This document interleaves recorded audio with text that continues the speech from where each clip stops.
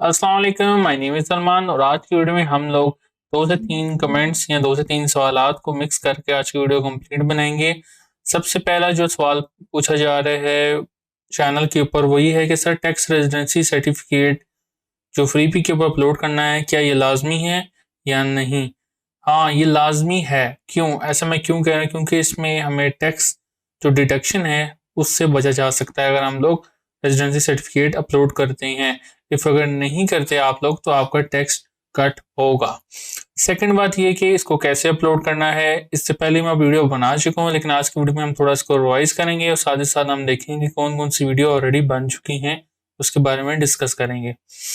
और इसके अलावा पूछा सर कितने वेज हैं टैक्स रेजिडेंसी सर्टिफिकेट को अपलोड करने के या उसको बनाने के? टोटली 3 वेज हैं। एक है ऑनलाइन वाला, दूसरा ये है कि जो FBR वाली वेबसाइट है वहीं से फॉर्म डाउनलोड करें और देन आप फिजिकली जाके सबमिट करवाएं। और जो तीसरा मैंने रिसेंटली बताया था तरीका वो ये था कि आप लोग उन्हीं के गवर्नमेंट के ऑफिस में जाएं, वहीं से आप लोग फॉर्म ले लें रेजिडेंसी सर्टिफिकेट का और फिल करके अगेन वहीं पर ही सबमिट करवाएं विद फीस के साथ। फीस ऑलमोस्ट इसकी बनती है 700 to 800 होगी। ये भी डिपेंड करता है इफ अगर उनकी फीस थोड़ी सी इंक्रीज हो जाएगी तो पॉसिबिलिटी मोस्ट प्रॉपर्ली 1000 तक हो जाएगी। और ये जो फॉर्म है ये आपका 1 ईयर तक चलता है। 1 ईयर के बाद अगेन आपको बनवाना पड़ेगा या इसको रिन्यू करवाना पड़ेगा। और अक्सर लोग पूछते हैं इसकी एक्सपायरी डेट होती है कि नहीं होती? हाँ, एक्सपायरी डेट होती है। 1 ईयर बाद आपको अगेन बनवाना पड़ता है। इट्स जस्ट लाइक कि आपका कोई एग्रीमेंट है, फर्स्ट 1 साल बाद आपको अगेन एग्रीमेंट रिन्यू करवाना है। ये ऐसा ही है। तो आज हम लोग इन सब सवालों को रिजॉल्व करेंगे और कोशिश करें वीडियो को लाजमी एंड तक देखें, क्योंकि आखिर में ही काफ़ी चीज़ें इंपॉर्टेंट होती हैं जो लोग मिस कर देते हैं और फिर कमेंट आता है कि सर ये नहीं हुआ वो नहीं हुआ। तो कोशिश करें वीडियो को लाजमी आखिर तक देखें। ये मेरी प्लेलिस्ट आपको मैं दिखा देता हूँ। यहाँ पर काफ़ी वीडियोस मैं बना चुका हूँ। ये रिसेंटली बनाई थी जिसमें फॉर्म फिल करके दिखाया था, फिजिकली फॉर्म। उसके अलावा यहीं पर ऑनलाइन वीडियो के भी लिंक अवेलेबल हैं कि ऑनलाइन कैसे फॉर्म फिल करना है, वो भी यहाँ पर बताया हुआ है। अब हम लोग चलते हैं थोड़ा सा, जो लोग न्यू है फ्री पिक को नहीं जानते हैं उनके लिए कि फ्री पिक है क्या। ये फ्री पिक की वेबसाइट है। फ्री पिक के लिए बेसिकली क्या करता है, 3 चीज़ों पर काम करता है जिसमें वेक्टर हैं, फोटोज हैं और पीएचडी फाइल है। जो बाकी कैटेगरीज हैं 3D फॉन्ट्स और इसके अलावा और भी कैटेगरीज हैं, ये सारी काइंड ऑफ सेकेंडरी कैटेगरीज हैं। मेन इनकी यही 3 हैं, बाकी चीज़ें इसी में इंक्लूडेड होती हैं। इसके अलावा आप इसका प्रीमियम पैकेज भी ले सकते हैं। इसकी सेपरेट वीडियो बनाई हुई है, मैंने रिसेंटली बनाई है, वो भी देख सकते हैं कैसे परचेज किया जा सकता है।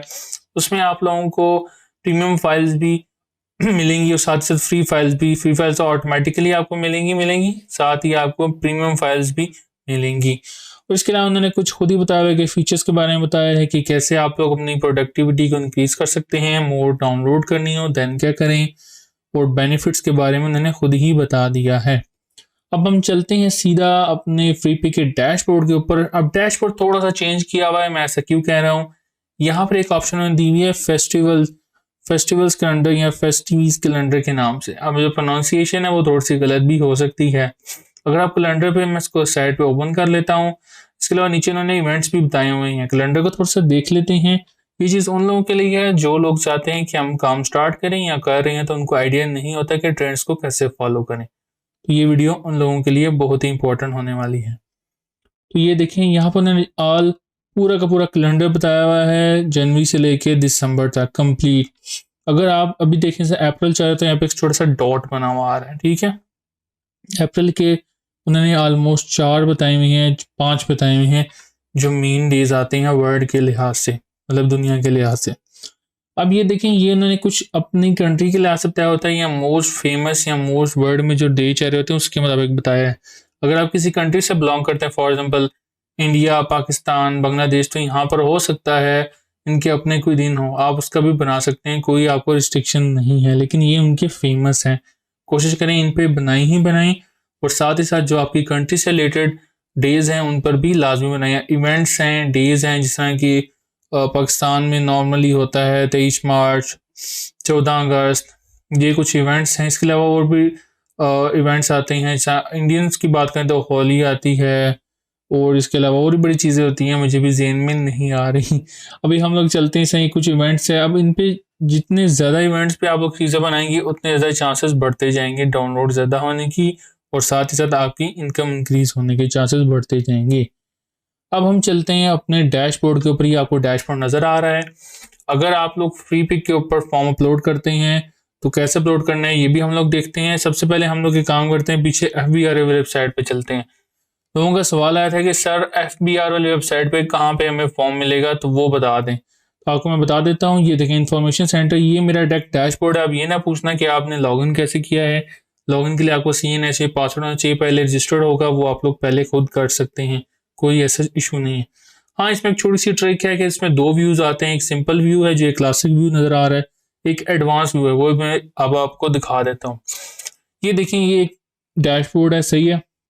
यहाँ पर जो आपका इनबॉक्स नजर आ रहा है ना, इनबॉक्स में खोलेंगे, ये इनबॉक्स के अंदर आपकी जो भी रिक्वेस्ट आपने की होगी उसके मुताबिक जो रिप्लाई आएगा वो यहाँ पर आपको मिल जाएगा। फॉर एग्जाम्पल, अगर आपने रेजिडेंसी सर्टिफिकेट डाला हुआ है तो यहाँ पर वो आ जाएगा। तो आपने वेट करना है जब तक नहीं आता। कोशिश करें, मेरे जो रिकमेंडेशन है वो ये कि फिजिकली आप जाके सबमिट कराएं, क्योंकि ऑनलाइन में ये लोग काफ़ी महीने लगा देते हैं। इतने में पता चले साल ही नहीं आ जाए, आप पिछले साल का मिलेगा और आप अगले साल में बैठे होंगे। तो कोशिश करें आप लोग फिजिकल में जाएं। और अगर जिन लोगों ने अप्लाई कर दिया है और काफ़ी अर्सा हो गया है, चाहते हैं कि हमें मिल जाए, तो यहाँ इनबॉक्स में मिल जाता है आपको। इनबॉक्स में आप लोग जाके देख सकते हैं।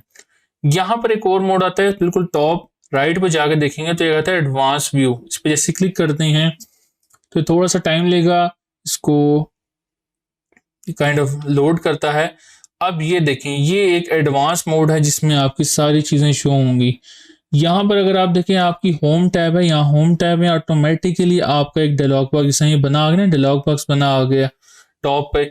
इसी तरह आपका एक डायलॉग बॉक्स बना आ जाएगा कि ये आपका रेजिडेंसी सर्टिफिकेट आ गया। आप उसको क्लिक करके ओपन करें और सेव एज PDF जैसे नॉर्मली प्रिंट करते हैं। अगर आपने कोई ऑनलाइन बिल निकाला हो तो आपको पता होगा कि ओपन करने के बाद राइट क्लिक करें, इसको प्रिंट करते हैं तो उसको PDF में सेव किया जा सकता है। आप ये करेंगे। ये इसका एडवांस मोड है, आप लोग यहाँ से भी डाउनलोड कर सकते हैं। यहाँ पर तो इजीली आपको अपीयर हो जाएगा डायरेक्ट ही, तो इसमें कोई ज़्यादा इशू की बात नहीं है। अब हम लोग चलते हैं अपने डैशबोर्ड के ऊपर जो है फ्री पिक का। यहाँ पर अगर हम लोग चलें कि अगर आपके पास नेक्स्ट जो कंडीशन आती है वो ये है कि आपके पास रेजिडेंसी सर्टिफिकेट मौजूद है और अब आप लोग अपलोड करना चाहते हैं। यहाँ पर देखिए, अब अगर आपके पास यहाँ पर कहते हैं बिलिंग ऑप्शन या बिलिंग इंफॉर्मेशन है, यहाँ पर क्लिक करेंगे, ये ओपन हो जाएगी। देन यहाँ पर एक ऑप्शन आती है माई डॉक्यूमेंट्स। जैसे माई डॉक्यूमेंट्स में जाएंगे, ये देखें दो ऑप्शन आपके पास अवेलेबल हैं। एक है अपलोड ID डॉक्यूमेंट और दूसरा है अपलोड रेजिडेंस सर्टिफिकेट। अब हम प्रोसेस को भी देख लेते हैं। अपलोड ID डॉक्यूमेंट, ये देखिए यहाँ पर क्या होता है, आपका जो ID कार्ड होता है, पाकिस्तान में ID कार्ड या CNSE कहते हैं, इंडिया में उसको दूसरा आई थिंक सो, उसको जो भी का नाम होता है वो आप लोग देख लें। श्रीलंका में जो नेशनल आइडेंटिटी कार्ड जिसको कहते हैं वो आपके पास होगा। उसके इशू डेट और एक्सपायरी डेट लिखनी है। अगर उसकी एक्सपायरी डेट नहीं है, फॉर एग्जाम्पल आपका अगर आपकी एज ज़्यादा है तो उसकी एक्सपायरी डेट नहीं होगी, फिर आपने इसको चेक कर देना है। नेक्स्ट आपने यहाँ पर जो अपलोड करना है, यहाँ पर अगर आप बिल्कुल बॉटम पे देखें तो उन्होंने कहा है कि 2 MB से छोटा होना चाहिए साइज। PDF, PNG या JPG, इन तीनों में से किसी भी फॉर्मेट में हो जाए तो कोई इशू नहीं। आप एक काम करें, बेहतरीन हाल ये है कि आप लोग 2 इमेजेस बनाएं, मोबाइल से कैप्चर करें सिंपल। उसके कॉर्नर्स नजर आने चाहिए, पीछे वो जो बैकग्राउंड है ना वो लोग वाइट रखें, उसके वो वाइट बैकग्राउंड भी नजर आना चाहिए, कॉर्नर्स भी नजर आए आपके ID कार्ड के साथ, वाइट बैकग्राउंड भी नजर आए।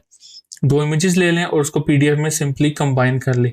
ये प्रोसेस आपका ऑनलाइन भी हो जाएगा। इवन आप सिंपली इमेज को, दोनों इमेजेस को सिलेक्ट करके विंडो 10 में ऑप्शन होता है, राइट क्लिक करते हैं तो वो PDF में कन्वर्ट कर देता है, उसको कंबाइन कर देता है। उसको कंबाइन कर लें। यहाँ पे नेट में ऑनलाइन एडिटर भी अवेलेबल होते हैं, तो वो भी किया जा सकता है, कोई ऐसा इशू की बात नहीं है। और अब हम लोग चलते हैं अपलोड रेजिडेंसी सर्टिफिकेट के ऊपर, ऐसे क्लिक करते हैं। यहाँ पर देखें, थोड़ी सी बात है कि एक इशू डेट उन्होंने बतानी है कि इशू डेट कब, इशू कब हुआ और अब ये एक्सपायर कब होगा। अब असल सवाल लोगों का आता है कि सर एक्सपायरी डेट, फिजिकल वाले में एक्सपायरी डेट अवेलेबल होगी या नहीं होगी। होगी। अगर नहीं है तो आप उन ऑफिस वालों को कहना है कि सर इसकी एक्सपायरी डेट कब है, एक्सपायरी डेट डालना लाजमी है। यहाँ पर अगर हम देखते हैं, ये देखें और इन्होंने तो ये कहा है कि आपकी जो वैलिड जो इशू डेट है वो एक्सपायरी डेट में फ़र्क होना चाहिए। मींस इशू डेट छोटी होनी चाहिए, मतलब पीछे होनी चाहिए, और एक्सपायरी डेट आगे होनी चाहिए। ये तो कंफर्म बात है। अब ये देख सकते हैं वैलिड फ्रॉम, आप ये भी चेक कर सकते हैं इशू डेट अलग है, वैलिड फ्रॉम अलग है। ये तीनों चीज़ें थोड़ा थोड़ा फ़र्क है। अब देखें, इशू फॉर एग्जांपल मुझे अप्रैल में हुआ है, लेकिन जो वैलिड फ्रॉम है, वैलिड वो होता है फॉर एग्जांपल मई से स्टार्ट हो रहा है अगर, तो वो मई से वैलिड हो रहा है। देन आपको यहाँ मई डालना। अगर दोनों चीज़ें सेम है, इशू डेट और वैलिड डेट सेम है, तो आप सेम डाल दें। अगर चेंज है तो चेंज डालें। और लास्ट में जो एक्सपायरी डेट है वो लाजमी आपने फिजिकल के केस में आपने जो जहाँ से भी सर्टिफिकेट बनवाएं वहाँ से एक्सपायरी डेट लाजमी उनसे लें। इफ़ अगर नहीं है तो उनसे पूछ सकते हैं कि सर ये एक्सपायर कब होगा, लाजमी चेक करें। और हो सके तो उनके जो फॉर्म है उस पर एक स्टंप लगती है, वो स्टंप लाजमी लगवा लें। अब अक्सर लोग कहते हैं सर इंग्लिश में या उर्दू में, तो उसका इशू नहीं है, वो लोग एक्सेप्ट कर लेते हैं। इंग्लिश में हो या बेशक उर्दू में हो, वो चीज़ें हो जाती हैं। और अब जो नेक्स्ट सवाल आता है कि सर इसको कैसे फिल करना है, उसकी मैंने सेपरेट 3 वीडियोस बना चुका हूँ। तीनों के लिंक मैं डिस्क्रिप्शन में और आई बटन में लाजमी दे दूंगा, आप लोग जाके देख लेना वो। तो आपको कंप्लीट पता चल जाएगा कि कैसे तीनों प्रोसेस काम करते हैं।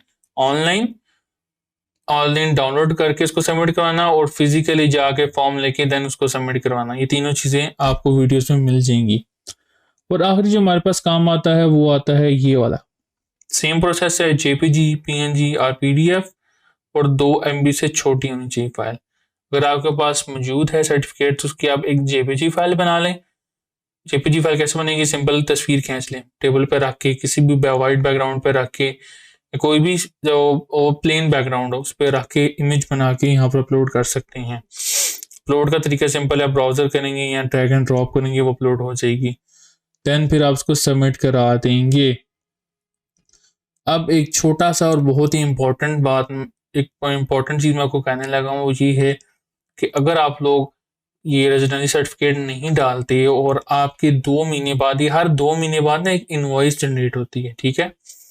अगर आप नहीं अपलोड करते तो वो इनवॉइस में आपका 24% टैक्स कट जाएगा, ठीक है, और वो वापस नहीं आएगा। हर 2 महीने बाद जब आपकी इनवॉइस क्रिएट होती है, इनवॉइस से मुराद आपके जो पैसे हैं आपके अकाउंट में आ जाते हैं, उसमें से 24% कट हो जाएगा अगर आप लोग रेजिडेंसी सर्टिफिकेट नहीं डालते। जब तक रेजिडेंसी सर्टिफिकेट वैलिड नहीं होगा, जिस तरह ये आपका एक्सेप्टेड नहीं होगा यहाँ पर, तब तक वो पैसे कटते रहेंगे।